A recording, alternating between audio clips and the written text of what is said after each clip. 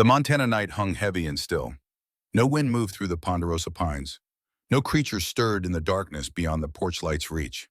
Just silence, vast and complete, the kind that pressed against your eardrums until you heard your own heartbeat. Vera Blackwood sat in her rocking chair at 3:47 in the morning, a chipped mug of black coffee cooling between her weathered hands. She didn't sleep much anymore. Hadn't for 20 years. Some habits once formed in blood and necessity never truly died. They just waited in the shadows of your mind, patient as wolves. The coffee was bitter, she preferred it that way. Sweet things were for people who still believed the world owed them comfort. She was 73 years old. Her hair, once dark as coal smoke, had gone the color of winter clouds. Her hands bore the evidence of decade scars that ran like pale rivers across knuckles that ached in cold weather. Her face carried lines that spoke of laughter, yes, but also of things she would never speak of. Things that happened in rooms without windows in cities whose names appeared on no maps she could ever show her daughter. The farm was small, 32 acres of stubborn Montana earth that yielded hay in summer and frozen misery in winter. The house needed paint. The barn needed everything. But it was hers, bought with money that had no blood on it, at least not directly. Clean as money could ever be when you'd spent 26 years making people disappear. She lifted the coffee to her lips. The sound reached her then. Distant. Wrong. Vera's hand stopped midway to her mouth. The mug didn't tremble. Her hands never trembled, not even after all these years, not even when the nightmares came. Metal on gravel, the shriek of something breaking. Then silence again, but different now. The silence after violence, not the silence before. She set the coffee down with deliberate care and stood. Her knees protested the left one, especially where shrapnel from a market bombing in Istanbul still lived beneath the scar tissue. The doctors had wanted to operate back in '97. She declined. Some souvenirs you kept. The porch boards creaked under her boots as she moved to the railing. Her eyes still sharp despite the years scanned the darkness beyond the circle of light. The driveway curved away through the trees, disappearing into black. Nothing moved, but something was wrong. The air tasted different. Copper and gasoline. Fear, sweat, and blood. Vera's hand moved to her hip, to the place where a weapon should be, but wasn't. 20 years of retirement, and the reflex remained stubborn as a scar. She descended the porch steps and walked toward the sound. Her gait was steady, unhurried.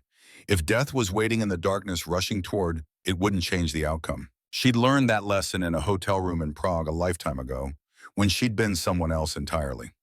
The gravel crunched under her boots, each step deliberate, each breath measured. Then she saw them. 3 motorcycles lay twisted on the ground like broken insects, metal catching the moonlight in jagged angles. Chrome and paint and shattered fiberglass scattered across her driveway. The bikes were custom expensive, the kind that men poured their souls into building. Now they were wreckage. And beside the wreckage, 3 men. They weren't moving. Vera stopped 10 feet away and studied the scene with the clinical detachment of someone who'd seen bodies before. Many bodies. Too many to count, too many to forget. The first man was the largest, maybe 6'2", barrel-chested, his leather vest torn and bloodied. His face was turned toward the sky, eyes closed, a deep gash running from his temple to his jaw. His chest rose and fell in shallow, rapid movements. Alive, but not for long without help.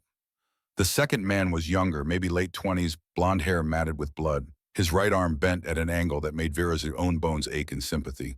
He lay on his side unconscious, a pool of dark liquid spreading beneath him. The third man had gray in his beard and prison tattoos on his neck. His left leg twisted underneath him, bone visible through torn denim. He was trying to speak, his lips moving soundlessly, his eyes half open and unfocused. Vera should have called 911. That's what civilians did. That's what Vera Blackwood, retired librarian and widow, should have done. Instead, she turned and walked toward the barn. The night swallowed her footsteps. The 3 men lay bleeding in the gravel. And somewhere in the darkness beyond the trees, something watched. Waited. The barn door opened with a groan of old hinges that she kept meaning to oil, but never did. Some sounds served as better alarms than any electronic system. Inside, darkness pressed close, thick with the smell of hay and motor oil and years. Vera didn't turn on the lights. She didn't need them. Her hands found the third support beam from the left, the one that looked like all the others, but wasn't. She pressed her palm against the knot in the wood, felt the depression beneath her fingers, and pushed. The panel swung open on oiled hinges that made no sound at all. Inside the hollow space, untouched for 20 years, her old life waited. The medical kit came first. Military issue, the kind that could keep a man alive long enough to extract him from a hot zone. She'd restocked it twice since moving here, once in 2008, once in 2015. Preparation was the difference between breathing and bleeding out. Beside the kit, wrapped in oilcloth, the Glock 19. She lifted it, checked the action, felt the weight settle into her palm like an old friend she'd sworn never to see again. The magazine was full. It always was. She should have left it in the wall, should have called for help and let the world handle its own problems. But the world didn't handle problems. Vera knew that better than most. The world just buried them and hoped they stayed buried. She carried the kit and the weapon back toward the house. Behind her, the hidden panel closed with a soft click and the barn returned to its facade of orderly neglect. The three men hadn't moved. The big one's breathing had gotten worse, ragged, wet, the sound of a lung trying to work around broken ribs. She had maybe an hour before internal bleeding turned critical. Vera knelt beside him, her knees complaining, and opened the kit. Her hands moved with a speed and precision that would have shocked anyone who knew her as the quiet widow who brought apple pies to the church social. Scissors appeared in her palm. She cut away his vest, his shirt exposing a torso painted in bruises and blood. 6 impacts, fists and boots. Professionals by the spacing. They'd known where to hit to cause maximum damage without killing immediately. This was a beating with a purpose, suffering first, death second. She worked in silence. Pressure bandage on the head wound. Chest wrap to stabilize the ribs. IV lines she still had, the supplies still had the skill even after 2 decades. The needle found the vein on the first try. The man's eyes fluttered open. Brown eyes pain-glazed but aware. He tried to focus on her face. "Easy," she said quietly. Her voice was steady, neither warm nor cold. The voice she'd used in field hospitals from Beirut to Sarajevo when steady was the only thing between a soldier and shock. "Don't try to talk." His lips moved anyway. Who are you?" Vera didn't answer. She was already moving to the second man, the young blonde. His arm required a splint. The bleeding from his scalp looked worse than it was head wounds always did. She cleaned it, applied a pressure dressing, immobilized his arm with practiced efficiency. The third man, the one with the gray beard, watched her work. His eyes held more clarity than the others, and something else. Recognition, maybe. Or suspicion. "You're not calling the cops," he rasped. It wasn't a question. Vera met his gaze for a moment, then returned to securing his leg. "No." "Why not?" She pulled the splint tight. He hissed through his teeth but didn't cry out. Tough, she appreciated that. "Because men who get beaten like this don't want the police," she said simply. "And because the police don't arrive for another 40 minutes out here. You'd be dead by then." She stood surveying her work. 3 men stabilized but still critical. They needed a hospital. They weren't going to get one, not if her instincts were right, and her instincts were never wrong. "What happened?" she asked. The gray-bearded man struggled to sit up. She didn't help him. If he could move on his own, his spine was intact. That was something. "You military?" he asked instead of answering. "Was. Medic, among other things." He studied her face in the moonlight. She let him look. After 20 years, there was nothing to see but an old woman with tired eyes. "We saw something we shouldn't have," he said finally. "They wanted us to forget. We didn't forget fast enough." Vera felt something cold settle in her chest. The feeling she'd spent 20 years trying to bury the instinct that had kept her alive through decades of wet work. Danger wasn't past. Danger was circling, getting ready for another pass. "Who's they?" she asked. Before he could answer, headlights cut through the trees. 2 sets, coming fast. The gray-bearded man's face went white. "Jesus Christ, they're coming back." Vera looked at the lights, then at the 3 broken men, then at the Glock she'd left sitting on her porch railing. She'd sworn she was done. Sworn it on Walter's grave, on her daughter's memory of a mother who'd finally learned to be normal. But some promises were made to be broken. "Can any of you walk?" she asked. "No," the big one managed. The young blonde was unconscious again. The graybeard shook his head. "Then you're about to see what else I was," Vera said quietly. She turned and walked toward the house, toward the weapon, toward the violence she thought she'd left behind.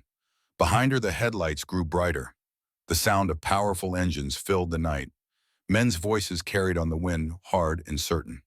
Vera picked up the Glock and checked the chamber. Reflex took over. 20 years dissolved like morning mist. She whispered to the darkness, to the men who were coming to the past that refused to stay buried. "I was done. You should have let me stay done." The first vehicle crested the rise. And Vera Blackwood, who had once been someone else entirely, waited to remind the world why old wolves were the most dangerous. The SUV stopped 30 yards from the house engine's idling headlights, painting the scene in harsh white light. Vera stood on her porch, empty hands visible at her sides.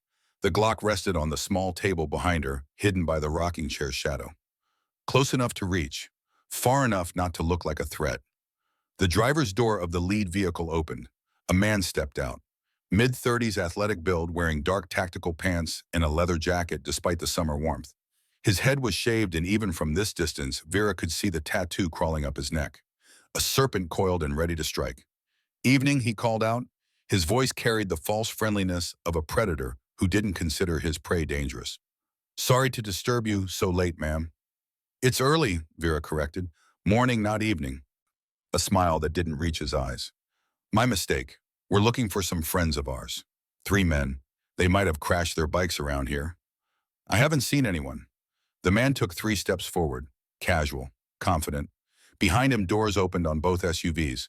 Vera counted 6 more men. They spread out with the practiced ease of people who'd done this before. Flanking positions, cutting off exits. "That's funny," the man said, "because we've been tracking them, GPS on their bikes, and according to our equipment, they're right here." He gestured toward the barn where twisted metal still caught the moonlight.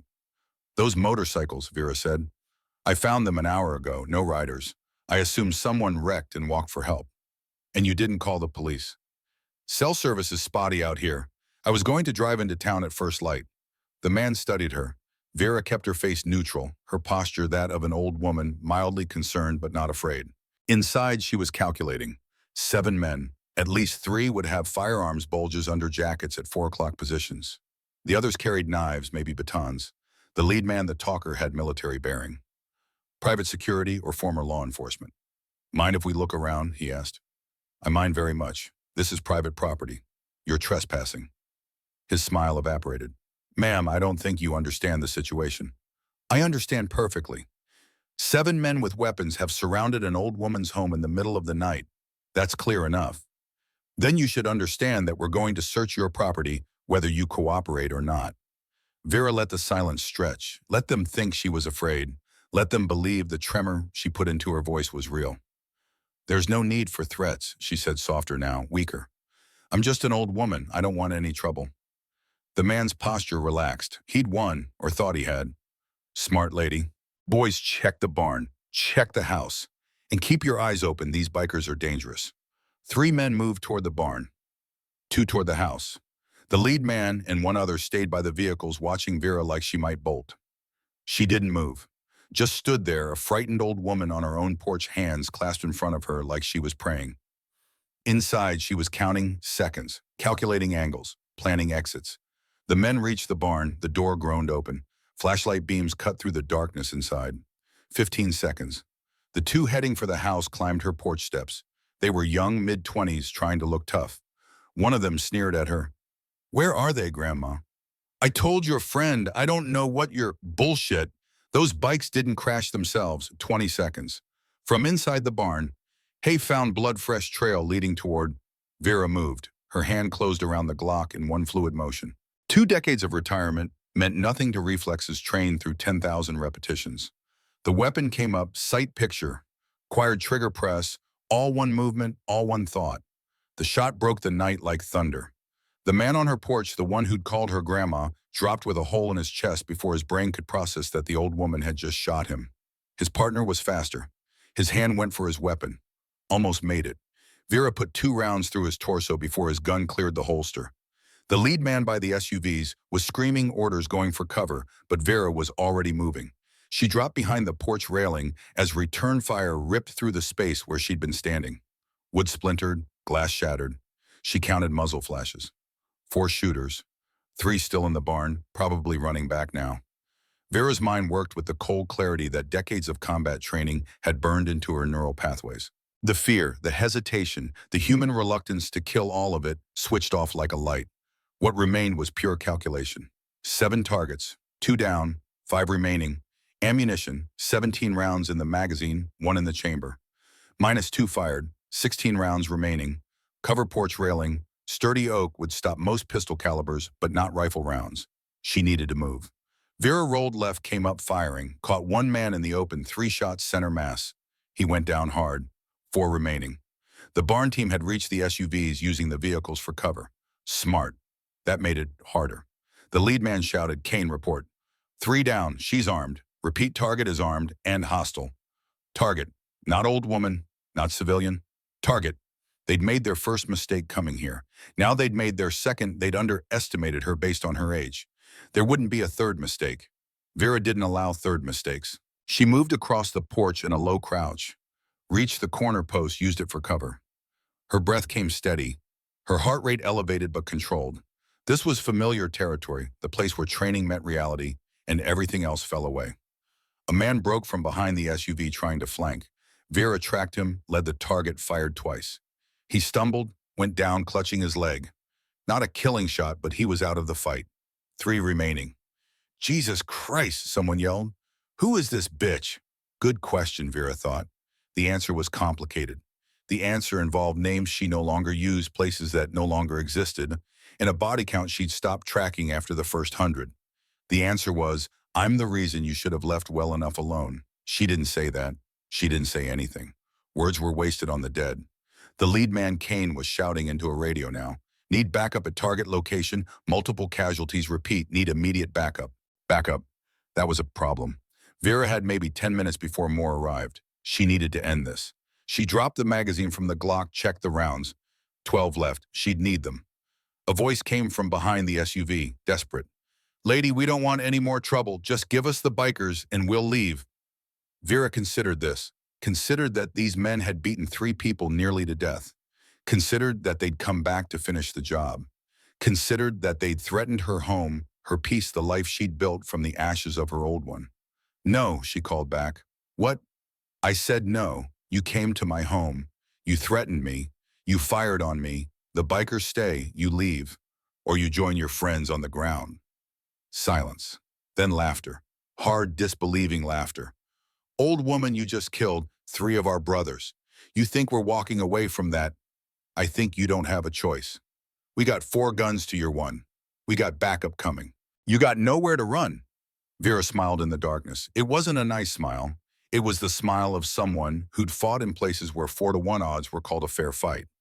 "I'm not running," she said quietly. Then she moved. Not backward, not to better cover. Forward. She vaulted the porch railing, landed in a controlled roll, came up firing. The surprise of an old woman charging them froze the remaining shooters for half a heartbeat. Half a heartbeat was all Vera needed. She put 3 rounds into the closest man before he could react. Shifted aim. The second man got his shot off the bullet and tore past her shoulder so close she felt the heat, but her return fire found his throat. 2 left, Kane and 1 other. They were scrambling backward, firing wildly, panic overriding training. Vera walked forward through their fire. Not running, not flinching. Just walking with steady, measured steps, her weapon up, her aim true. The last guard went down with 2 in the chest. Kane's gun clicked, empty. He stared at it, then at Vera, then tried to run. She could have let him go. Should have, maybe. He was beating his team dead or dying no threat. But Vera had learned long ago that threats didn't stay beaten. They came back with reinforcements. They told others. They started wars that got innocent people killed. She shot him in the back of both knees. He went down screaming. Vera walked to where he lay writhing in the gravel. She kept her gun trained on him, professional, her finger indexed along the frame, not the trigger. Control, always control. "Who sent you?" she asked. Kane was crying, cursing his hands, trying to reach the wounds he couldn't fix. "Fuck you." "Who sent you?" she repeated, her voice unchanged. "You're dead. You hear me when Mikhail finds out what you did." Vera's blood turned to ice water. Mikhail, not a name she'd heard in 20 years, not a name she'd ever wanted to hear again. "Mikhail Volkov," she asked, though she already knew the answer. Kane's eyes widened. "How do you know?" But Vera wasn't listening anymore. She was remembering. Prague, 1989. A warehouse full of children bound for buyers who would never be named. The man she'd killed there, the organization she'd destroyed. Konstantin Volkov, who'd sworn vengeance from a Czech prison cell. And Konstantin had a son, Mikhail, born in '87, which made him 38 now. Old enough to have built his own empire. Young enough to still burn with hatred. "Tell Mikhail," Vera said slowly, "that Elena sends her regards."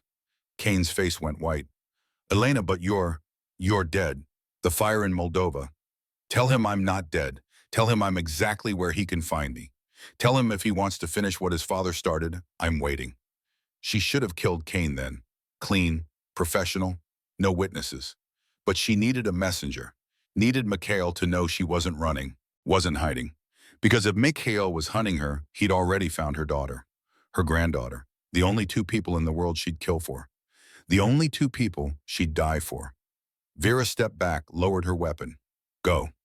Cain stared at her. What? Crawl to your vehicle. Drive away. Deliver the message. Don't come back. He didn't need to be told twice. Despite the agony in his legs, he dragged himself toward the SUV, leaving a trail of blood on her gravel driveway. Vera watched him go, watched him pull himself into the driver's seat, watched the SUV lurch into motion and disappear down the road, taillights fading into the pre-dawn darkness. Then she turned and walked back to the three bikers. They were conscious now, all three staring at her with expressions that ranged from shock to awe to something approaching fear. The gray-bearded one spoke first. Lady, what the hell are you? Vera looked down at the gun in her hand, at the bodies scattered across her property, at the life she'd spent 20 years trying to leave behind, now soaking into Montana soil. I was a librarian, she said quietly. Before that, I was someone else. She holstered the Glock and looked at the eastern horizon where the first gray light of morning was beginning to show. And now, she continued, I need to make a phone call, because Mikhail Volkov was coming. And when he arrived, he'd find out that some old wolves never truly retired. They just waited. The three bikers lay in her living room now on furniture that had hosted church socials and book club meetings. Blood seeped into her good couch. Her carpet would never be clean again. Vera didn't care. Furniture could be replaced. Lives couldn't. She'd move them inside one by one, supporting their weight, dragging when necessary. Her back screamed, her knees threatened mutiny. She ignored both. Pain was temporary. Death was permanent. The big one, the one with the gashed face, watched her clean her weapon at the kitchen table. You got a name? He asked. Vera. I'm Garrett, that's Cole. He gestured to the blonde kid. And that's Bishop. Vera nodded, field stripping the Glock with practiced efficiency. You need a hospital, Garrett. Can't. Those men, the serpents, they own half the cops in 3 counties. We show up at a hospital, we're dead by morning. Then you're going to die here instead. Maybe. He tried to sit up straighter and failed. But we saw what they're doing. We got proof if we die before we can get it out. What did you see? Bishop the Graybeard answered. Girls, 14, maybe 15 years old. 20 of them being loaded into a shipping container at the Seattle docks. We followed a tip, tried to get photos. They spotted us. Vera's hands stilled on the weapon. Trafficking. Yeah. She looked at the 3 broken men, then at the bodies outside. Then at the phone on the wall, the landline she kept because cell service was unreliable, and because patterns learned over decades never truly faded. She should have called the police, should have called an ambulance, should have reported 7 dead men on her property and let the system handle it. But the system didn't handle men like Mikhail Volkov. The system barely acknowledged they existed. Vera stood and walked to the phone. She dialed a number she'd memorized 30 years ago and never forgotten. No one ever forgot their handler's emergency line. It rang 4 times, then a voice thick with sleep and age. This line is disconnected. Code Nightingale, Vera said quietly. A long pause, then, Jesus Christ, Elena. Hello, Hollis. You're dead. We buried you. I went to your goddamn funeral. I need help. Another pause. Longer. After 20 years, after you made us promise never to contact you, after you burned every bridge and disappeared. Yes. It must be bad. It's Volkov.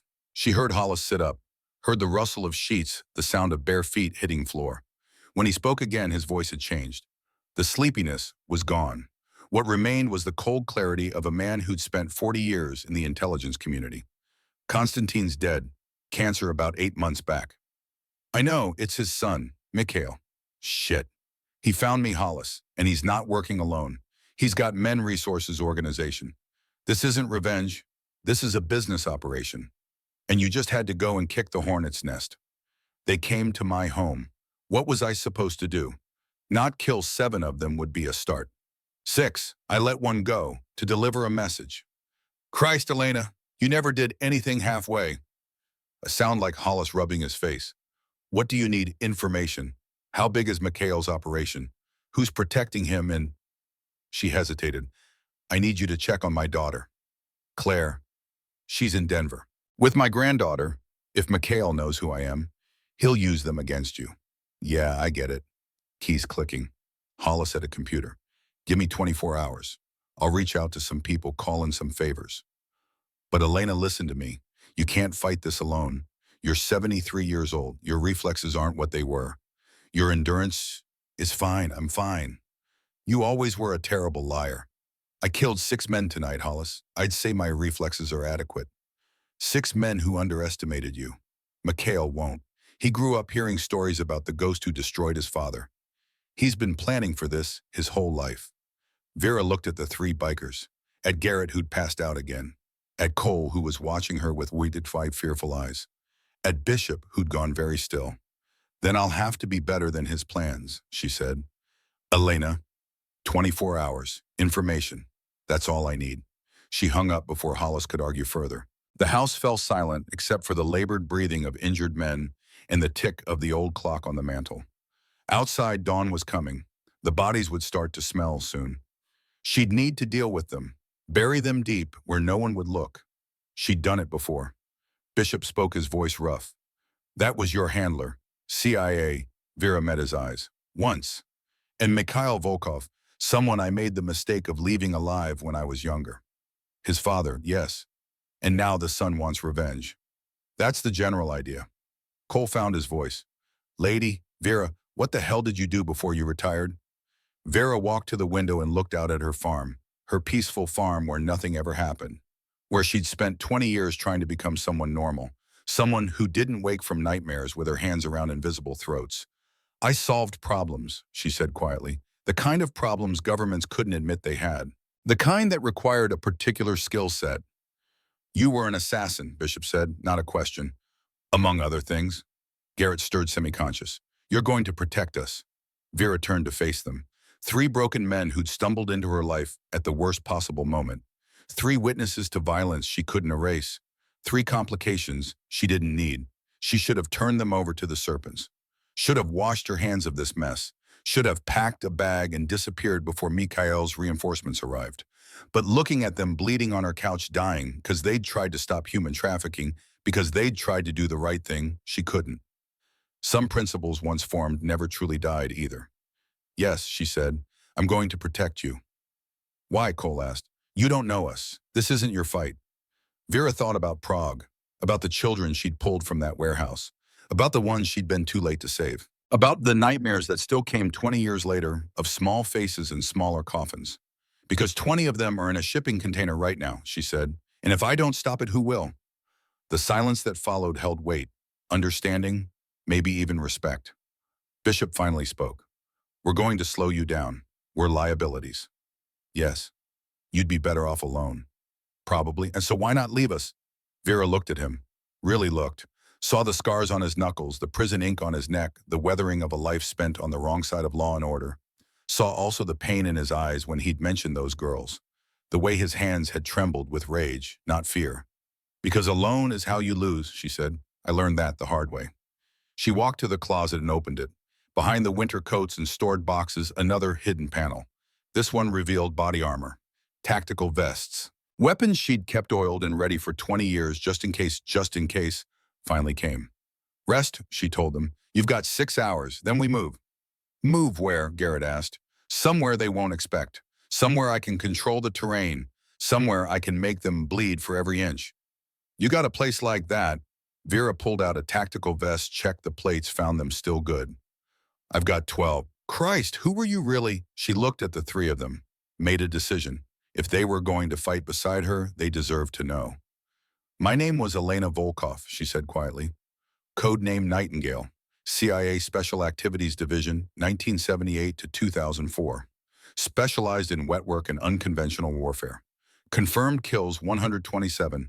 Unconfirmed probably twice that. I was trained to disappear, to infiltrate, to eliminate high-value targets in denied areas. I spent 26 years being the ghost in the machine, the knife in the dark. The reason bad men looked over their shoulders and good men slept sound. She met their eyes one by one. And then I got tired. I faked my death, took a new name, bought this farm, and tried to forget. For 20 years it worked. Until tonight, Bishop said. Until tonight. And now, Vera loaded the Glock, chambered around, holstered it, picked up a combat knife, tested the edge, found it sharp enough, strapped it to her thigh. Now, she said, Nightingale wakes up, and the people who disturbed her sleep are going to wish they hadn't. Outside, the sun finally crested the horizon.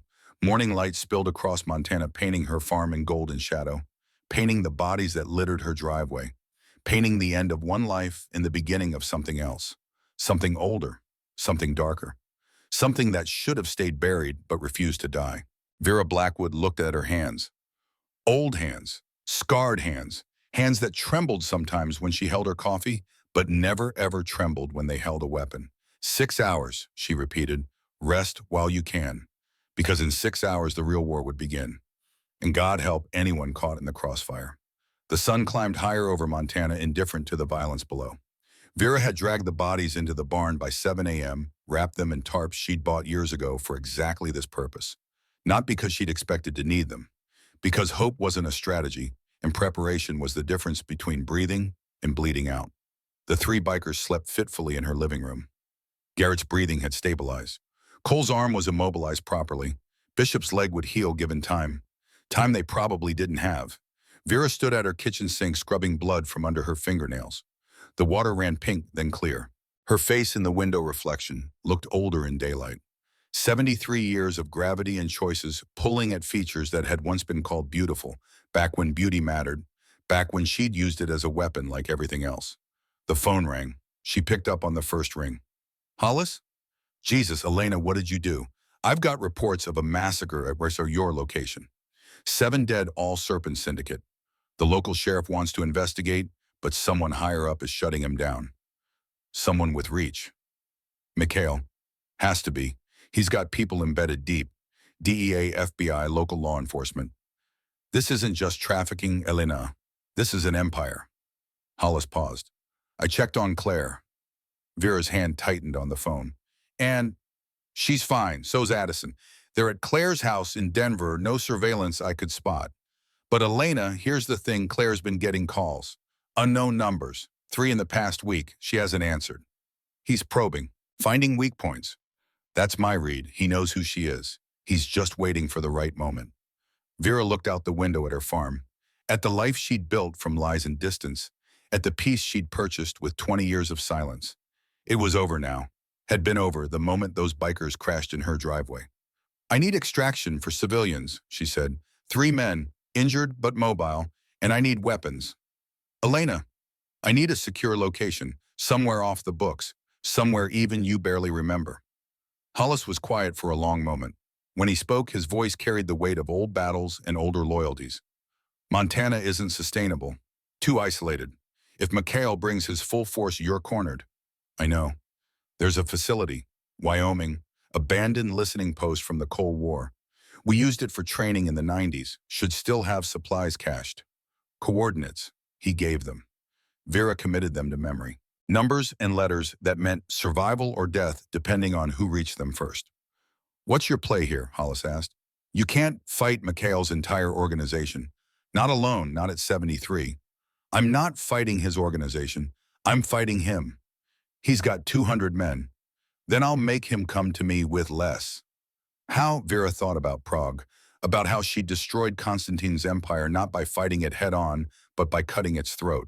One careful incision. One man who controlled everything removed from the equation. I'm going to take something from him, she said, something he values more than revenge. The girls, the trafficking shipment. Yes. That's suicide, the docks are fortified, 20 guards minimum. And even if you succeed, you're starting a war you can't win. I'm finishing a war I should have ended 30 years ago. Hollis sighed. You always were stubborn. Fine. I'll have a team standing by. But Elena, listen, you're not the woman you were in '89. Your reaction time put 6 men in the ground last night. 6 men who thought you were a harmless old lady. Mikhail knows better. Good. I'm tired of being underestimated. She hung up and turned to find Bishop awake, watching her from the couch. You're planning something, he said. Yes, something stupid. Probably. He struggled to sit up, pain creasing his face. Those girls in the container. You're going after them. That was always the plan. Lady, I appreciate what you did for us, but 20 girls against Mikhail's entire dock operation, that's not brave, that's suicide. Vera poured coffee, handed him a cup. He took it with shaking hands. "Tell me about your daughter," she said instead of arguing. Bishop's face went very still. "What? You mentioned a daughter when you talked about the trafficking. There was pain in your voice. Personal pain." He stared into the coffee. "Lily. She was 16. Ran away from home after we had a fight. Stupid shit the kind fathers and daughters always fight about. Curfew or boyfriend or I don't even remember anymore. She left. And 3 days later, I got a call from Seattle PD. They'd found her ID in a burned-out warehouse. But not her. No body, no witnesses, just gone." His hands trembled harder. "That was 2 years ago. Every day since I've been looking, following leads, tracking rumors. The Serpents, they're the main pipeline for the whole Northwest. Girls come in through Seattle, get distributed across the country. And you think Lily's still alive?" "I have to think that, because if I don't," he looked up at her. "You got a daughter, yes. Then you understand you'd burn the world down to save her." Vera thought about Claire, about the 10 years of silence between them, about the granddaughter she'd never met because distance seems safer than love when your past had teeth. "Yes," she said quietly. "I understand." Garrett stirred, came awake with a start, reaching for a weapon that wasn't there. Years of riding had given him reflexes that never quite slept. "Easy," she said. "You're safe." He focused on her memory returning. "The Serpents, you killed 6 of them." "Yes." "Christ." He touched his bandaged head gingerly. "How long was I out?" 6 hours. You need more rest, but we don't have time. We're moving in 30 minutes. "Moving where?" "Somewhere more defensible. Mikhail will send reinforcements. This location is compromised." Cole woke, then younger and less controlled. "We should run. Get the hell out of Montana. Canada's 4 hours north." "Canada won't stop Mikhail," Vera said. "Neither will Mexico or anywhere else you're thinking. He has reach, resources, and now he has a reason to use them." "Because of you," Cole said. "Because you killed his men." "No, because his men came to kill you and failed. That makes Mikhail look weak. He can't afford weakness. So he'll come with everything he has. Then we're dead. Not if we move first." Garrett managed to stand using the couch arm for support. "You got a plan?" "Yes." "Care to share?" Vera looked at the 3 of them. Broken men who'd stumbled into something bigger than themselves, who'd tried to do the right thing and nearly died for it, who were now tied to her by blood and violence, and the simple fact that Mikhail would kill them to get to her. "We're going to hit the docks," she said. "Tonight, we're going to take those girls, and we're going to make Mikhail come to us on ground I choose." The 3 bikers stared at her. "That's insane," Cole said finally. "Yes. There's 4 of us, 3 injured, against however many. 26 guards at the dock. Shift change at midnight down to 18, plus 6 roving patrols. Cameras on 3-minute loops. 2 access points, both choke points, both defensible." "How do you know all that?" "Because I called in favors. Because I have friends who owe me things they can never repay. Because 30 years ago I helped design the security for that facility when it was a legitimate shipping operation, before Mikhail bought it out from under its original owners." Bishop was nodding slowly. "You're not just planning to rescue those girls." "No. You're using them as bait. To draw Mikhail out, yes. That's cold, that's tactical. Those girls are already dead if we leave them. This way they have a chance, and we get Mikhail in a position where his resources don't matter." Garrett limped to the window, looked out at the morning. "You really think you can take him, 1 old woman and 3 busted-up bikers?" "No," Vera said honestly, "but 1 old woman who used to be something else, 3 bikers who have nothing left to lose, and about 6 former CIA operatives who owe me their lives that I can work with." "You got reinforcements coming?" "Yes." "When they're already here." The black SUV rolled up her driveway at 8:45. No sirens, no lights, just quiet certainty and the dust cloud that trailed behind like a ghost. Vera watched from the porch, coffee in hand, the Glock within easy reach. Patterns learned over decades never truly faded. The vehicle stopped. The driver's door opened and Hollis Brennan stepped out.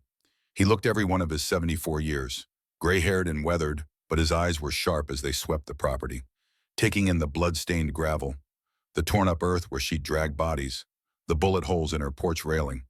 "Jesus, Elena, you really did kill them all." "I said I did."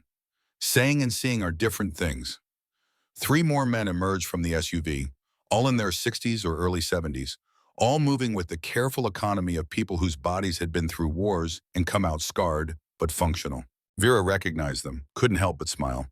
Marcus Webb, I heard you died in Pakistan. The first man, tall and lean with burn scars on his neck, grinned. I got better. Thomas Aldrich victim, still can't grow a decent beard, I see. The second man, stocky and bald, laughed. Some things are beyond even CIA training. And Jack Brennan, the third man, extended his hand. Hollis's younger brother by 2 years. Burn scars covered his forearms, souvenirs from the Beirut embassy bombing in '84. You saved both of us that day, Jack said. Pulled us out of the fire when everyone else was running. I don't forget debts like that. Vera shook his hand. The scars under her fingers told the story she remembered. 20 years of retirement couldn't erase the memory of dragging 2 unconscious men through flames while the building collapsed around them. Good to see you still walking, she said. Thanks to you. She led them inside. The bikers stared at the influx of operatives, understanding slowly dawning. You weren't kidding about reinforcements, Garrett said. I never joke about operational capacity. Hollis spread a map on her kitchen table. Satellite imagery of the Seattle docks, current as of 6 hours ago. Here's what we're dealing with, he said, pointing. 26 guards as of last count. Shipment arrives at 11 p.m. tonight. Container gets loaded onto a truck at midnight, moves to a distribution center in Tacoma. We hit them at the dock. We've got maybe 30-minute window before backup arrives. What about the girls? Bishop asked. What condition are they in? Unknown, could be sedated, could be conscious and terrified. Either way, they're not going to trust us immediately. We'll need medical support. I can handle medical, Vera said. I'll need supplies.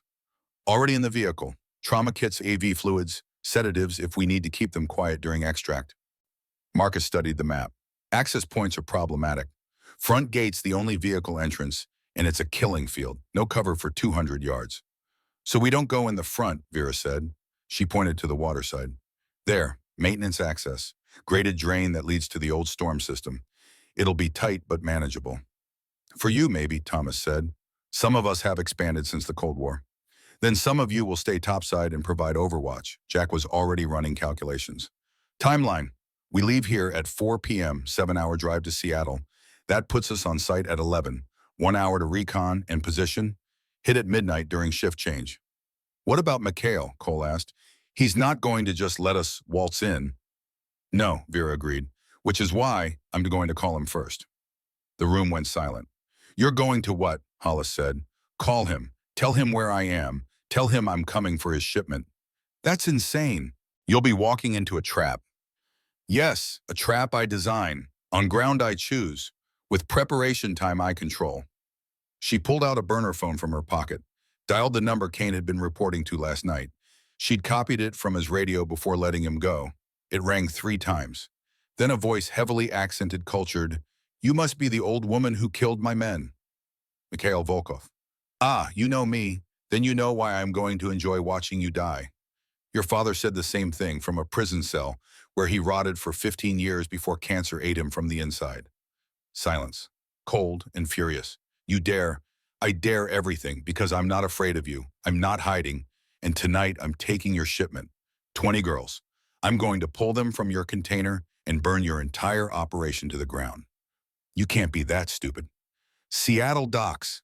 Midnight. Bring everything you have. Because I promise you, Mikhail, what I bring will be enough. She hung up. Hollis stared at her. You just declared war on a man with 200 armed soldiers. No, I told him where to find me. There's a difference. What difference? Soldiers spread across a territory are hard to fight. Soldiers concentrated in one location, angry and careless, coming at you straight on. Vera smiled. That's a target. Marcus was nodding slowly. You're going to Alamo them. Make them commit everything to one location. Then what? Then we don't fight them. You lost me.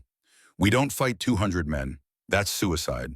Instead, we extract the girls, fade into the infrastructure, and let Mikhail's own people tear the place apart looking for us. By the time they regroup, we're gone.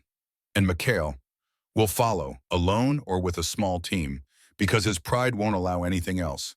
He'll want to finish this personally. Where? Vera pointed to a different map. Wyoming. The coordinates Hollis had given her. There, where I have supplies. Sight lines. Home ground advantage. Jack studied the map. It's sound tactically, Risky as hell, but sound. Bishop spoke up. And if it doesn't work, if Mikhail brings his entire force, then we die, Vera said simply. But those girls live. And Mikhail's empire starts to crumble because he overcommitted to revenge instead of protecting his assets. Either way, we win. That's a hell of a definition of winning, Cole muttered. Welcome to the world I lived in for 26 years. They left Montana at 4:15 p.m. 3 vehicles. Vera rode with Hollis in the lead SUV. The bikers followed in a truck Thomas had procured from God knows where. Marcus and Jack brought up the rear in a surveillance van loaded with equipment that probably violated 6 federal laws. The highway stretched ahead empty in the late afternoon sun. Hollis drove. Vera rode shotgun. Literally, there was a Remington 870 between her knees, loaded with slug safety on. You really think this'll work? Hollis asked after an hour of silence. No. Oh. Then why? Because it's the only play we have. And because sometimes the only difference between a suicide mission and a successful operation is commitment. That's not comforting. It's not supposed to be. Another mile passed, then another. Claire doesn't know, does she, Hollis said, about any of this? No. You going to tell her before tonight? I'm not planning to die. Elena, you're 73. You've got maybe 20 minutes of sustained combat before your body gives out. These men, they're professionals, but they're old too. We're not Delta Force anymore. We're not even weekend warriors. We're retirees with arthritis and heart medication. Then we'll have to be smart instead of strong. Smart doesn't stop bullets. No, but preparation does. Planning does. Knowing your enemy better than he knows himself does. She looked out the window at the landscape blurring past. I spent 30 years studying men like Mikhail. Men who think violence equals power. Who think fear equals respect. They're wrong. Violence is just noise. Real power is knowing when to move and when to wait. When to fight and when to vanish. And tonight you're moving. Tonight I'm ending something I should have finished decades ago. Hollis was quiet for a moment. Then you remember Prague every day. Those kids we pulled out. 82 of them. They'd be adults now. 40, 45 years old. Maybe they have kids of their own. Families, lives, because you went in when everyone else said it was too risky. We lost 14. We saved 82. The 14 haunt me more. They haunt me too. But Elena, those 82, they lived. That matters. Vera touched the scar on her wrist. The one from Prague, from the knife fight in the warehouse basement. From the man who'd almost killed her before she'd put her thumbs through his eyes. 20 girls tonight, she said. If we pull this off. If. When. Hollis smiled despite himself. There's the Elena I remember. Stubborn as a mule and twice as mean. I prefer determined and appropriately aggressive. Same thing. They drove on. Behind them, the bikers followed. Behind them, the surveillance van. 3 vehicles carrying 7 people toward a fight that should have stayed buried. Toward Seattle. Toward Mikhail. Toward an ending that had started 30 years ago in a Prague warehouse when a young CIA operative had made the choice to save children instead of follow orders. Some choices, Vera reflected, echoed forever. Seattle's industrial district smelled like rain and rust and the ghost of old money.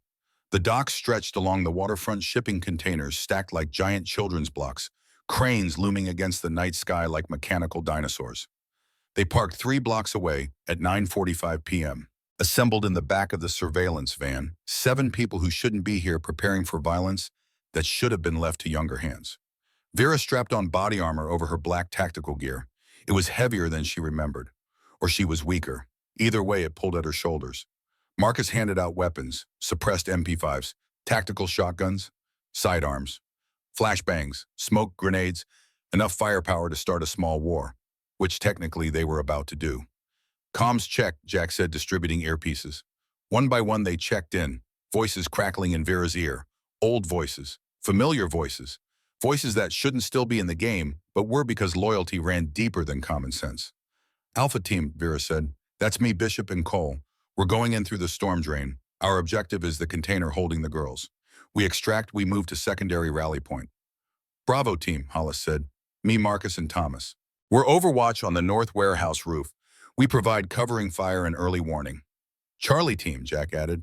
Just me. Surveillance van stays mobile.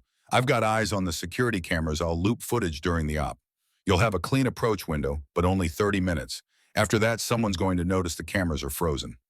Garrett raised his hand. What about me? You're injured. You stay with Jack. Bullshit. I can fight. You can barely walk. You're a liability in the field. Vera's voice was firm but not unkind. Jack needs someone riding shotgun in case things go sideways. That's you. Garrett's jaw clenched, but he nodded. He knew she was right. Vera looked at each of them. 7 people against Mikhail's empire. The smart money said they'd all be dead by morning. But Vera had never been smart, just determined. Rules of engagement, she said. We're not here to kill everyone. We're here to extract civilians. Anyone who gets between us and the girls we put down, anyone who's smart enough to run, we let them. This is a rescue operation, not a massacre. And if Mikhail's there, Bishop asked, then we adapt. She checked her weapons one last time. MP5 loaded, safety off. Sidearm holstered, knife strapped to her thigh, flashbangs on her belt. Exactly the way she'd gone into 100 operations before, but this time felt different, heavier, more final.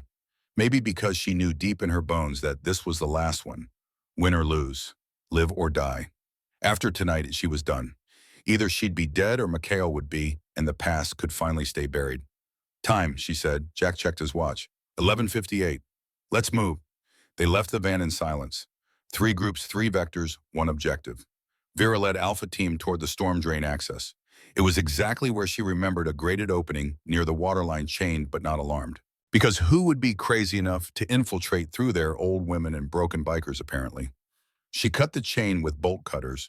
The grate swung open. Darkness yawned below. Second thoughts, she asked Bishop and Cole. Too late for those, Bishop said. Way too late, Cole agreed.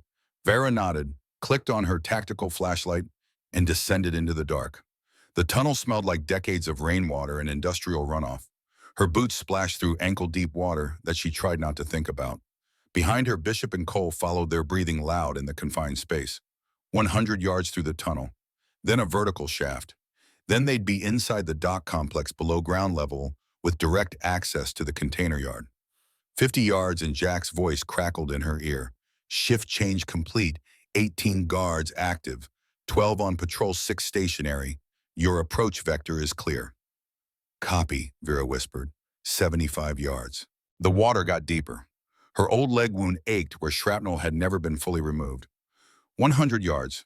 The vertical shaft appeared above. A ladder bolted to concrete. It looked slick with moisture and age. Vera climbed first, hand over hand. Her arms burned. Her shoulders screamed. She ignored both. At the top, a maintenance hatch. She pressed her ear against it. Listened. Footsteps. 2 guards walking past. Their voices carrying through the metal. Swear, man, Mikhail's losing it. You hear about Montana. Old lady killed 6 serpents. That's bullshit. Probably their own fuck-up. Maybe, but Mikhail's bringing everyone in. Says this ends tonight. The footsteps faded. Vera waited 30 seconds. Then lifted the hatch 1 inch. Peered out. Container yard. Exactly as the satellite imagery had shown. Stacks of shipping containers creating narrow alleys. Perfect cover and perfect death traps. And there, 100 yards away, a single container with guards posted at both ends. Men who looked nervous, alert. That was the target. Alpha Team in position, Vera whispered. Bravo report. Bravo Team set, Hollis replied. We've got eyes on your target. Count 4 guards, 2 per door, armed with automatic rifles.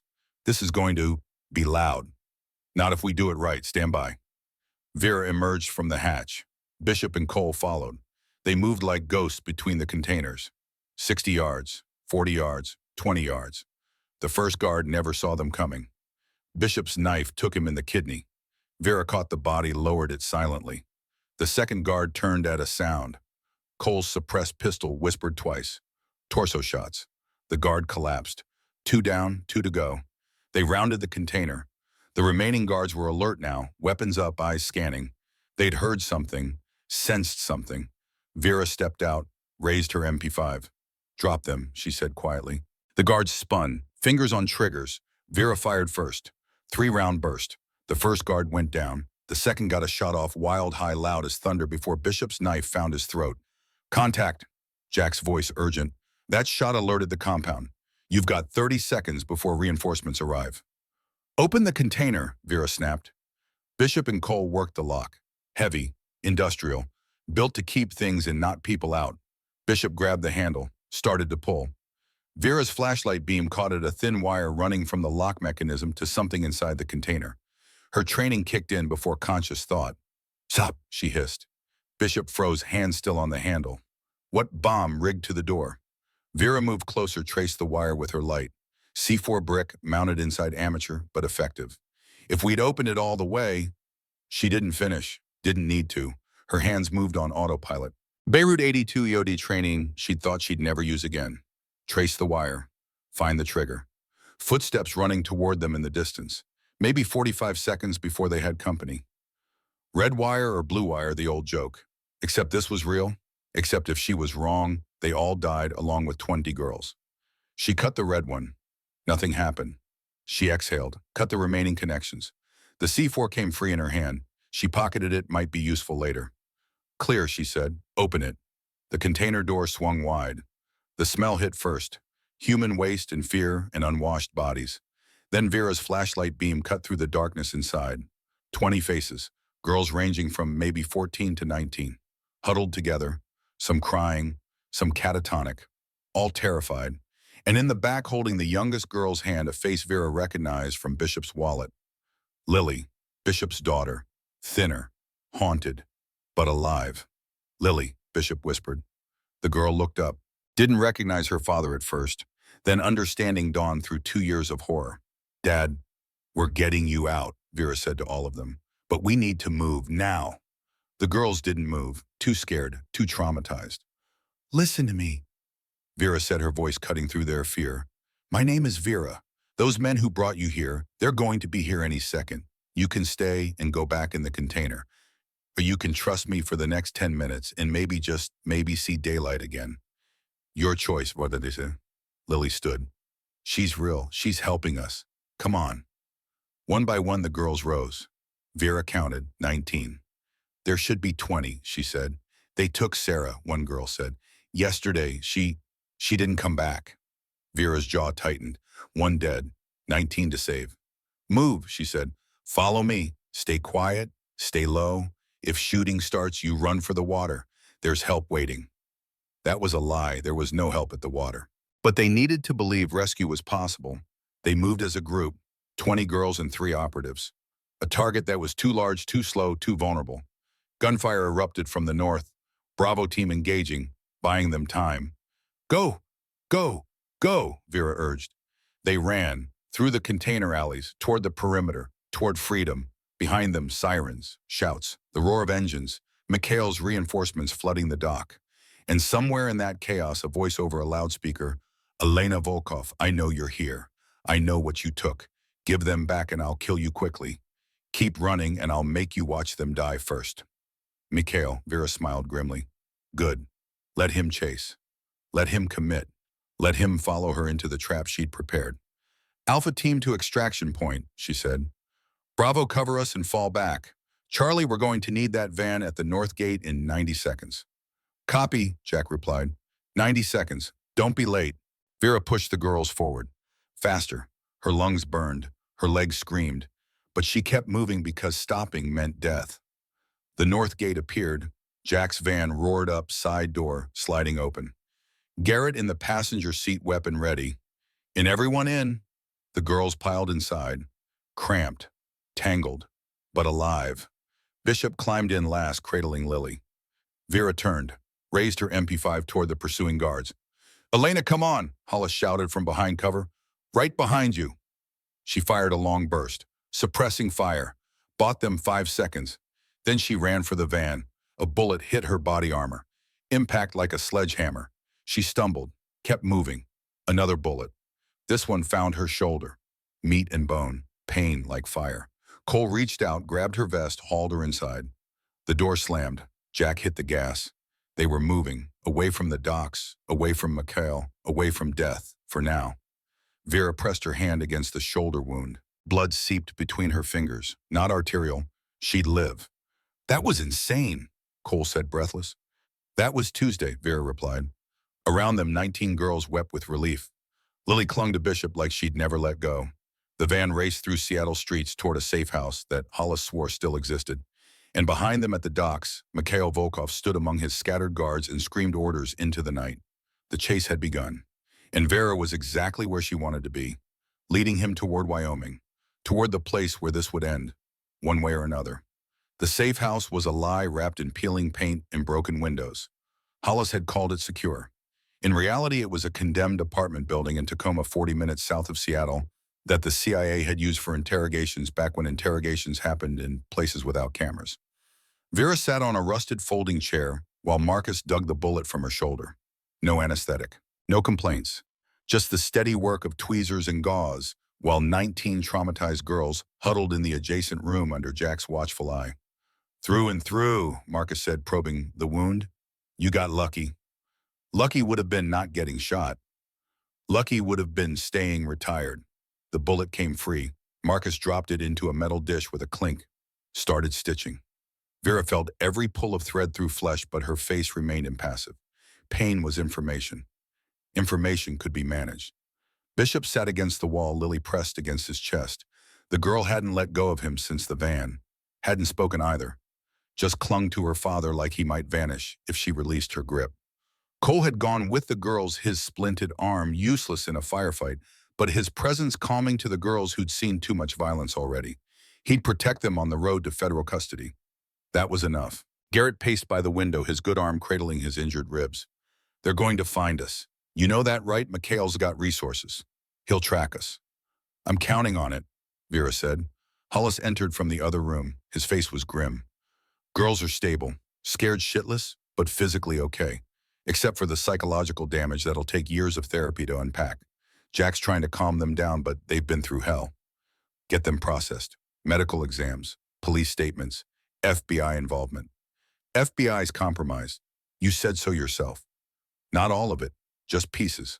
Call your contact at DOJ, the woman who owes you from Morocco. Sandra Winters. Yes, tell her we have 19 trafficking victims and evidence that links to at least 6 states. Tell her we need immediate federal protection and a media blackout until we can confirm who's clean.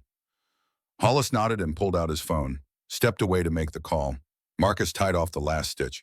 You're going to have limited mobility in that arm. The shoulder's going to stiffen up in a few hours. Then we move before it does.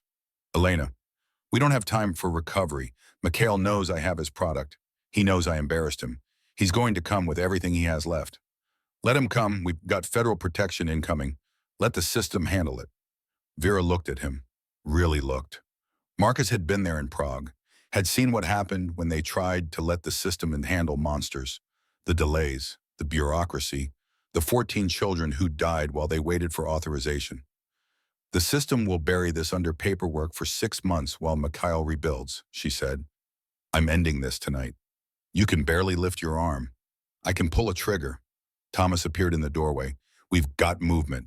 3 vehicles southbound on Route 5. Could be civilians, could be serpents. How far? 20 minutes, maybe less. Vera stood. The room tilted slightly. She steadied herself. Get the girls out, now. Jack's van plus whatever vehicles we can hotwire. Thomas, you drive. Get them to the FBI field office. Don't stop for anything. What about you? Bishop asked. I'm staying. The hell you are, Garrett said. You just took a bullet. You can barely stand. Which is why I'm perfect bait. Vera picked up her MP5, checked the magazine. 30 rounds. It would have to be enough. Mikhail wants me. I'm going to give him exactly what he wants. That's suicide. No, that's tactical. She looked at each of them. Those 3 vehicles, if they're serpents, they're advanced scouts. Mikhail's testing our defenses. If we all run, he follows and catches us on the road with 19 civilians slowing us down. If I stay, draw them in, eliminate them, Mikhail has to regroup. That buys you time to get the girls to safety.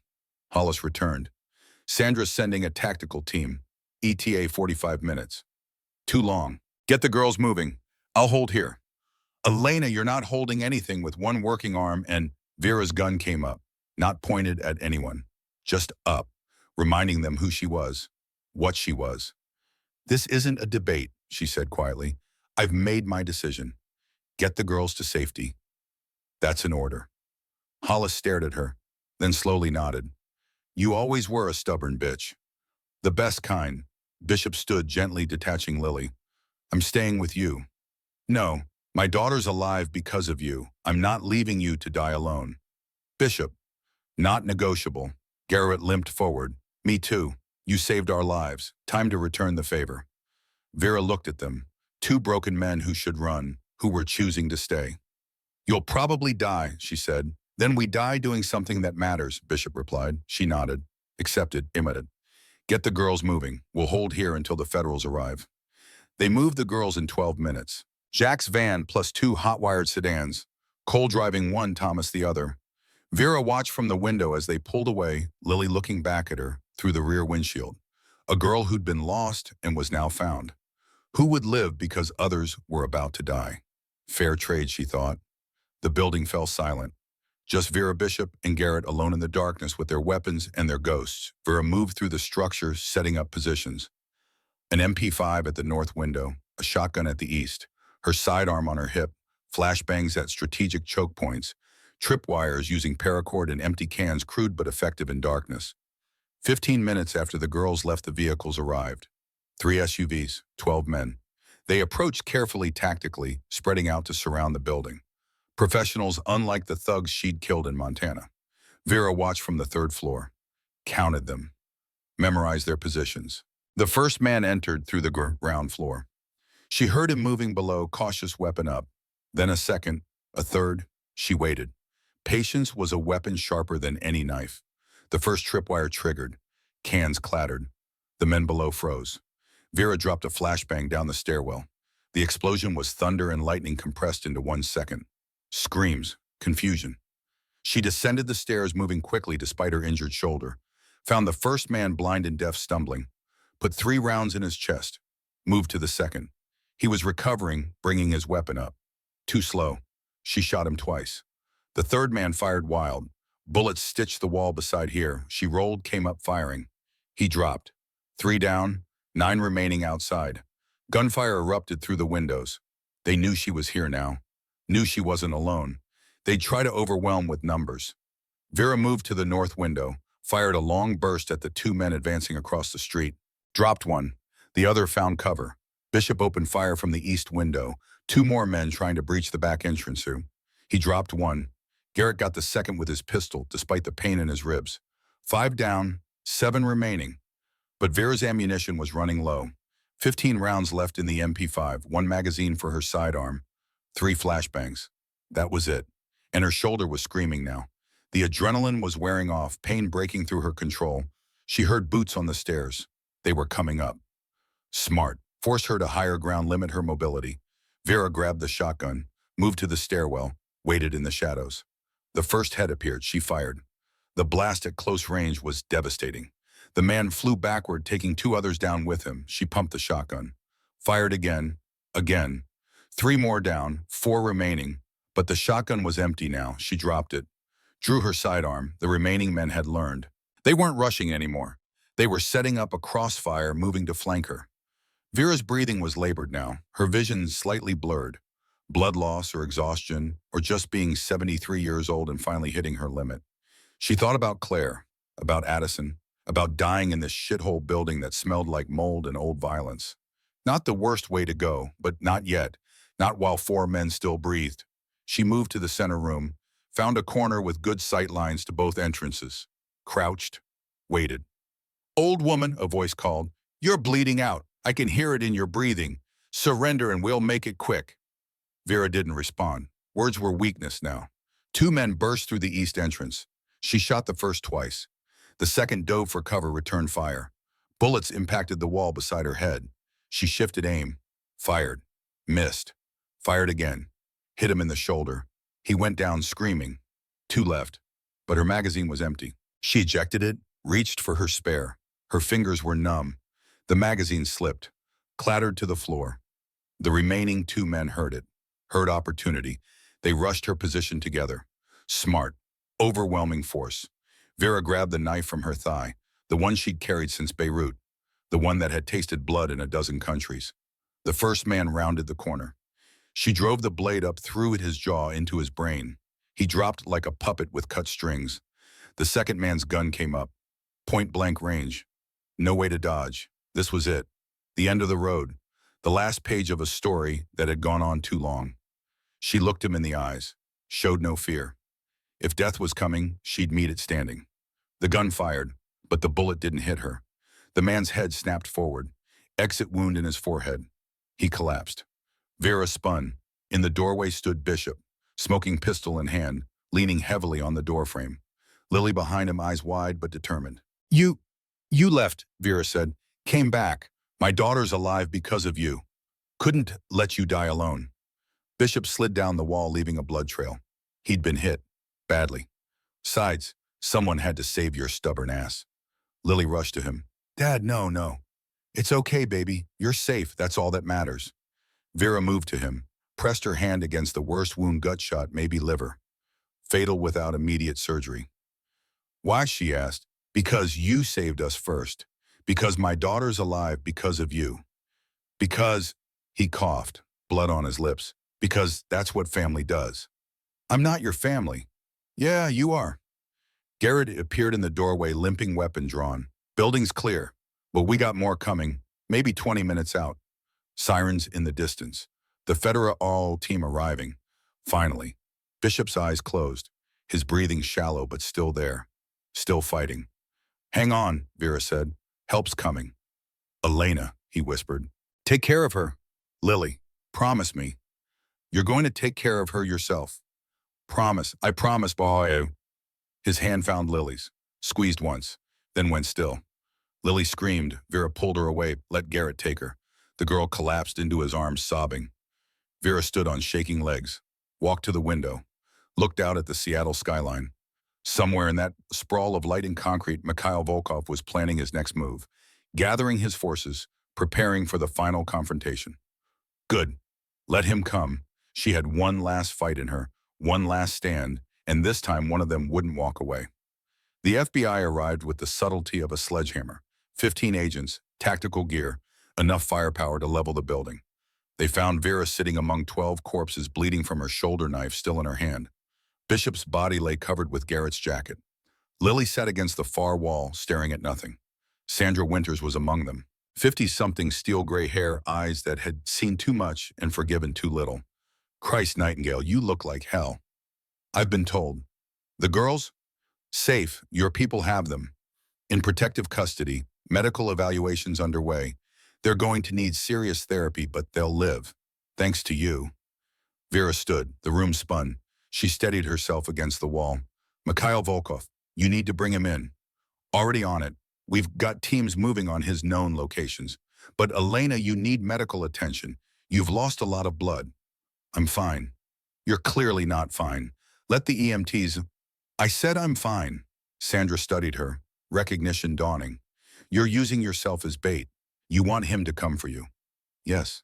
That's insane. He's got resources. He'll bring an army. Then I'll need a good battlefield. We can protect you. Witness protection. New identity. Disappear again. Vera thought about the last 20 years. About being Vera Blackwood, quiet widow, harmless old woman. About the loneliness, the distance from Claire. The granddaughter she'd never held. No more running, she said. This ends tonight. You're in no condition to fight. Then I'll die, but I'll die on my feet on ground. I choose taking him with me. Sandra shook her head. You're either the bravest woman I've ever met or the craziest. Both. Now get me a helicopter and coordinates for the Wyoming facility. And Sandra, make sure Mikhail knows where I'm going. You want me to tell him? I want him to follow. I want him to bring everyone he has left. And I want him to think he's going to win. And then, Vera smiled. It was not a nice smile. And then I teach him the difference between revenge and justice. The helicopter touched down at the Wyoming facility at 3:47 a.m. The sun was still hours away, but the eastern sky held the promise of dawn. The facility was exactly as Hollis had described. An abandoned Cold War listening post built into the side of a mountain. Concrete bunkers, underground tunnels, clear sight lines for miles in every direction. Perfect for defense, perfect for a last stand. Hollis had arrived ahead of her with Marcus Thomas and Jack. They had spent the hours setting up. Weapons, ammunition, medical supplies, everything she'd need. Garrett had insisted on coming. His ribs were wrapped tight, his face pale from blood loss, but his jaw was set. I'm seeing this through, was all he'd said. Vera hadn't argued. Some debts could only be paid in blood. He's coming, Hollis said as she climbed from the helicopter. We've been monitoring communications. Mikhail's assembled every serpent in 3 states. 87 vehicles, maybe 200 men. Good. Elena, that's not good. That's a goddamn army. An army that's angry, unfocused, coming straight at a fortified position they don't understand. She looked at the bunkers, at the mountain behind them, at the kill zones Marcus had helped her identify. This is where it ends. You keep saying that. You know the math. 6 of us against 200. Those are suicide odds. Only if we fight fair. She entered the main bunker. The interior smelled of dust and old coffee. Maps covered the walls. Weapon racks lined the perimeter. Everything she'd cached here 30 years ago still waiting. She selected an M4 carbine, checked the action, loaded it, added 6 magazines to her tactical vest. Marcus approached. Your shoulder's bleeding again. You need to rest. I'll rest when I'm dead. That could be in about 6 hours. Then I'll rest then. Thomas entered carrying a laptop. Drones are up. We've got visual on the approach roads. Mikhail's convoy is 40 miles out. Moving fast. ETA 90 minutes. Defensive positions. North Ridge for primary firing position. South bunker as fallback. Underground tunnel to the east if we need to evac. We're not evading. Elena, this is where I make my stand. This is where he dies, or I do. There's no middle ground. Hollis pulled her aside, away from the others. His voice low urgent. You don't have to do this. We can still pull back. Let the FBI handle it. The FBI will arrest him, put him in a cell, where he'll run his empire for another 20 years while his lawyers file appeals, where he'll order hits on witnesses, where he'll continue trafficking girls because men like Mikhail always find a way. So what, you're judge and jury now? I'm the executioner. I should have been 30 years ago in Prague. I made a mistake leaving Konstantin alive. I won't make it again. That's not justice, that's revenge. Call it whatever helps you sleep. I stopped sleeping years ago. She walked away, climbed to the North Ridge, looked out at the landscape, scrubland and rock. No cover for attackers, no concealment, just open ground that would become a killing field when Mikhail's forces arrived. The wind carried the smell of sagebrush in distance. The sky was beginning to lighten. Morning was coming, and with it the end of everything. Mikhail's convoy appeared at 5:32 a.m. 87 vehicles stretched across the highway like a mechanical serpent. They stopped 3 miles out, gathering, planning, preparing for assault. Vera watched through binoculars from the North Ridge, counted vehicles, estimated troops. 200 was accurate, maybe slightly more. She activated her radio. All stations, this is Nightingale. Enemy force at 3 miles. Prepare for contact. Hollis responded. We should have called in more support. This is all the support I need. A single vehicle broke from the convoy. Black SUV. It drove forward alone. Stopped 1 mile out. The door opened. A man stepped out. Vera focused the binoculars. Mikhail Volkov, 38 years old. His father's features, but younger. Harder. Angrier. He raised a megaphone. His voice carried across the distance. Elena Volkov, I know you're watching. I want to talk. Vera picked up her own megaphone. Then talk. Face to face, no weapons, just you and me. We end this like civilized people. I've seen your civilization, girls in containers. That's not civilization. That's barbarism. My father built an empire, you destroyed it, sent him to prison where he rotted for 15 years. You think I'm going to let that stand? Your father was trafficking children. He deserved worse than prison. He was my father and you took him from me. Vera felt something almost like pity. Almost. Your father took himself. He made choices. He lived with consequences. No, you don't get to justify this. You don't get to play hero. You're a killer, just like me. The only difference is you hid behind a government badge. The difference is I killed monsters. You became one. Mikhail threw the megaphone down, screamed something to his men, pointed toward the bunkers. The convoy moved forward. Here they come, Marcus said over the radio. 87 vehicles, all advancing. This is it. Vera shouldered her rifle, flipped the safety off. Then let's give them something to remember. The first vehicle crossed into range at 800 yards. She let it come. 700, 600. At 500 yards, she fired. The shot was perfect. Through the windshield, through the driver. The vehicle swerved, crashed into the one beside it. Both exploded in a fireball that sent black smoke into the morning sky. Contact, she called. Engaging. Hollis opened fire from the south bunker. Marcus from the east, Thomas from a hidden position in the rocks. Jack worked the technical systems looping security managing drones. Garrett, despite his injuries, had positioned himself in the tunnel entrance with a rifle last line of defense if they were overrun. The convoy scattered, vehicles peeling off in all directions, men pouring out, taking cover, returning fire. The battle had begun. Vera worked methodically. Target acquisition, breathe, fire, shift, repeat. One man down, another, but there were so many. For every one she dropped, three more appeared. Bullets impacted around her position, chipping concrete, throwing dust. She ignored them. Training took over the fundamentals drilled into her decades ago. Her shoulder screamed, blood soaked through her bandage. Her vision blurred. She kept firing.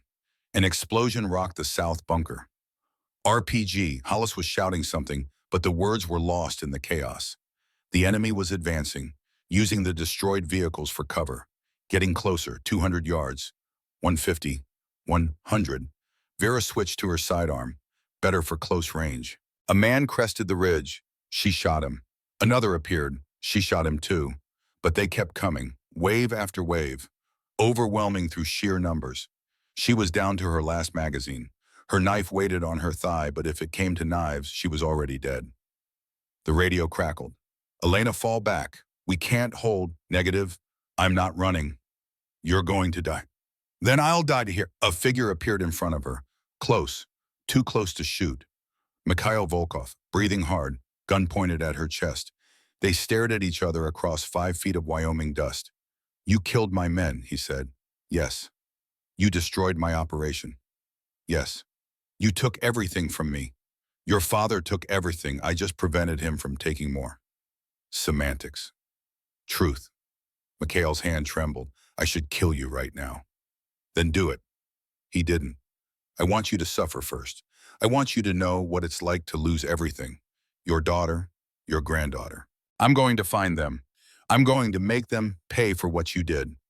Vera's expression didn't change. You're not going to touch them. You can't stop me. You're bleeding out. Your friends are pinned down. In 10 minutes, you'll be dead and I'll be on my way to Denver. No, because this was never about stopping you with bullets. Vera smiled, blood on her teeth. This was about keeping you talking long enough for the FBI to close the net. Mikhail's face paled. What? The sound of helicopters filled the air, 6 of them, circling, and on the ground vehicles pouring in from all directions.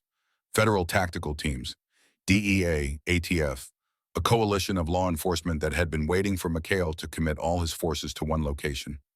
Sandra Winters had listened after all. You're surrounded, Vera said. Your men are surrounded. It's over. Mikhail's gun swung up. I'll kill you first. Vera moved. Even wounded, even exhausted, decades of training never left. She deflected his arm, drove her knife into his stomach, twisted. Mikhail gasped, dropped his gun, fell to his knees.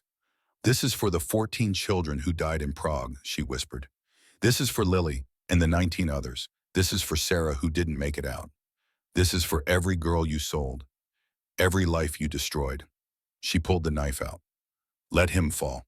Federal agents swarmed the position, shouted orders, secured the scene. Vera dropped the knife, sat down heavily. Her vision was darkening now, the edges going gray. Sandra appeared. You're hit. Jesus, you're hit bad. I know. Medic, I need a medic here. Sandra, don't talk. Save your strength. Sandra, the girls, make sure they're okay. Make sure they get help. Real help. Not just, they will, I promise. And Claire, my daughter, tell her I'm sorry for everything. Tell her I loved her, that I stayed away because I loved her.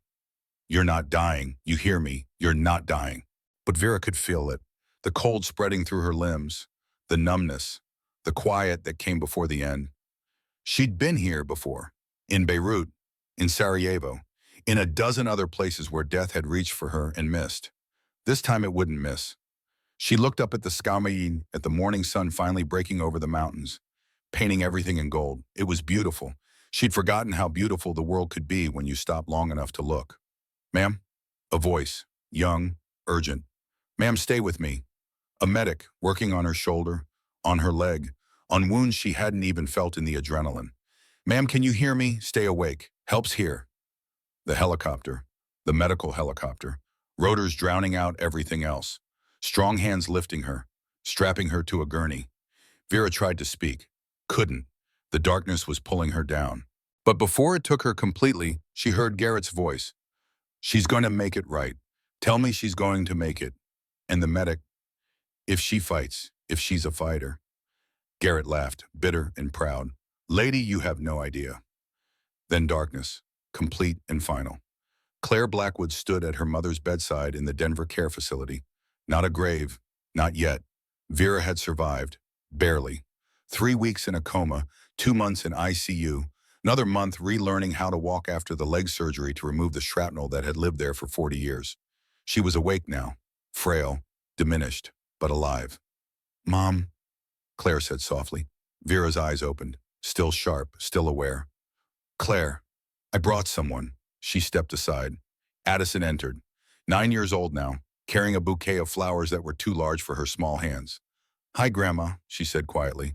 Vera's face transformed, the hardness melted. What remained was something Claire had never seen before, tenderness. Addison, Vera whispered. The girl approached, set the flowers on the bedside table, then carefully crawled into the bed beside her grandmother. Vera's arm came around her, held her close. Claire felt tears burning. She wanted to meet you. I thought, after everything, you deserve to know her. Thank you. They sat in silence for a long moment. 3 generations, linked by blood and by choices made decades ago. Sandra told me everything, Claire said finally. Who you were, what you did, the girls you saved. I'm sorry I lied. I'm sorry I stayed away. You had every right. No, I was angry. I was selfish. I thought you chose work over me.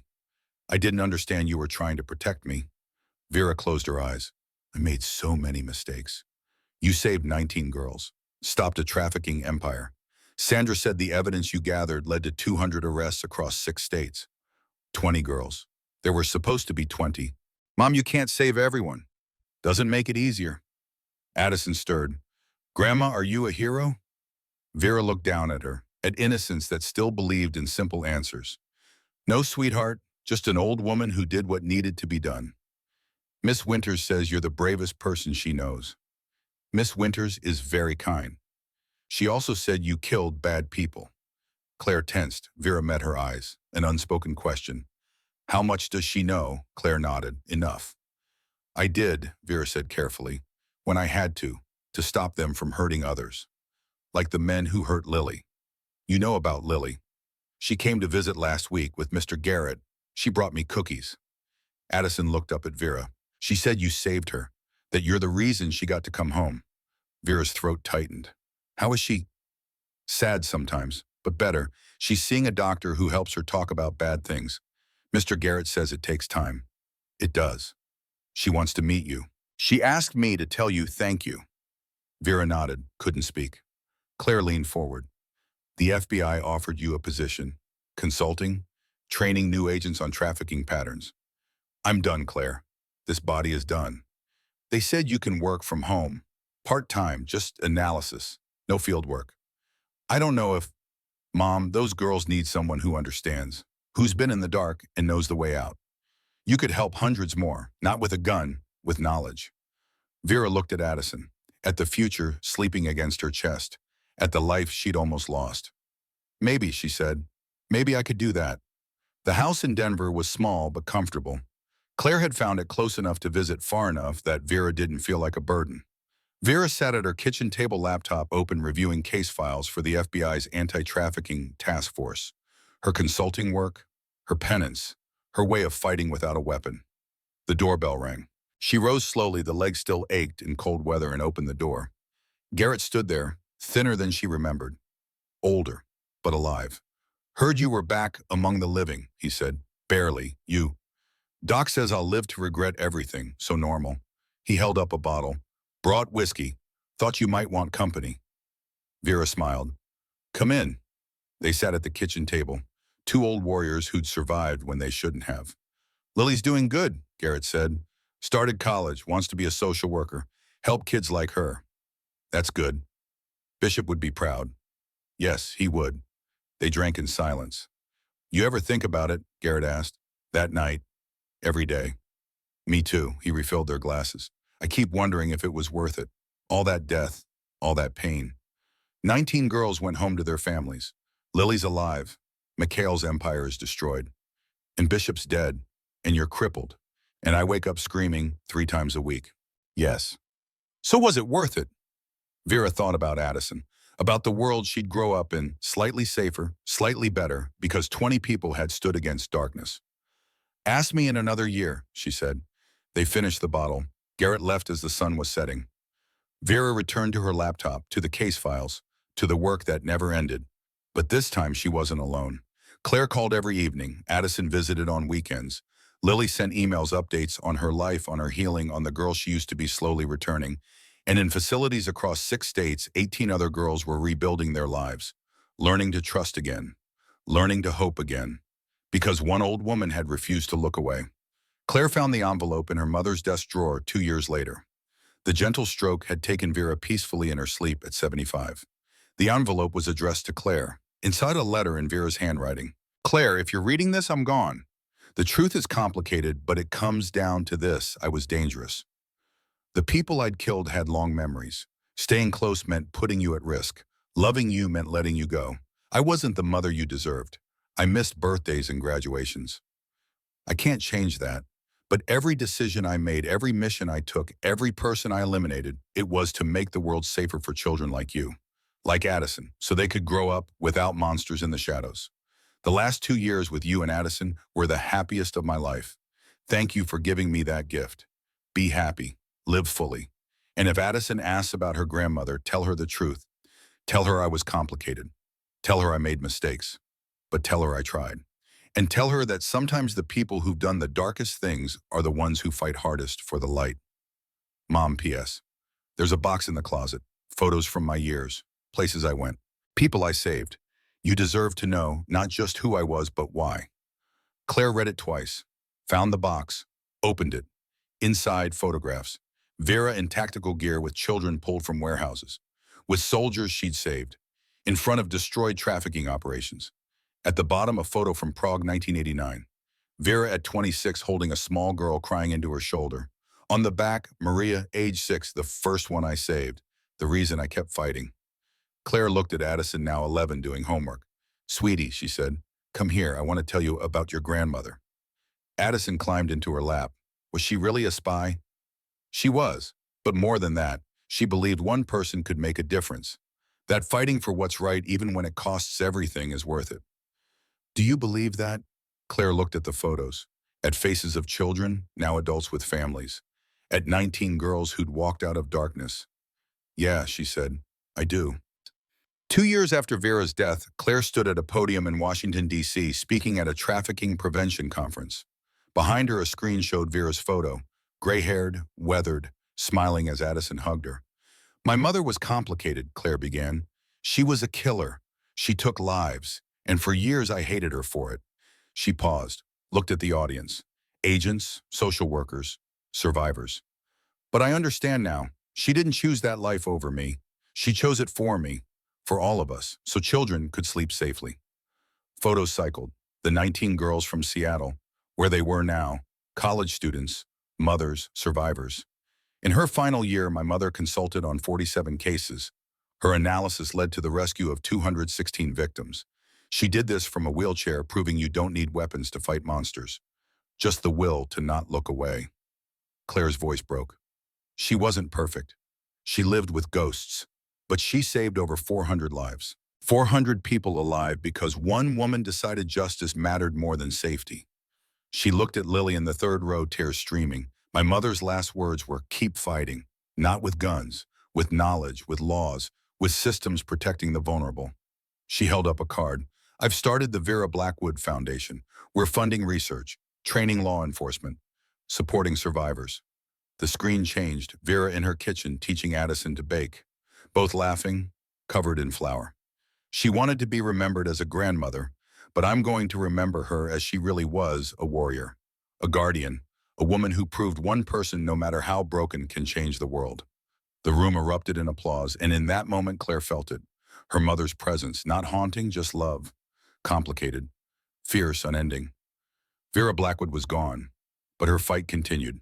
In 19 Girls Now Women, in hundreds of survivors' home, in a foundation helping thousands more. The nightingale was silent, but her song remained.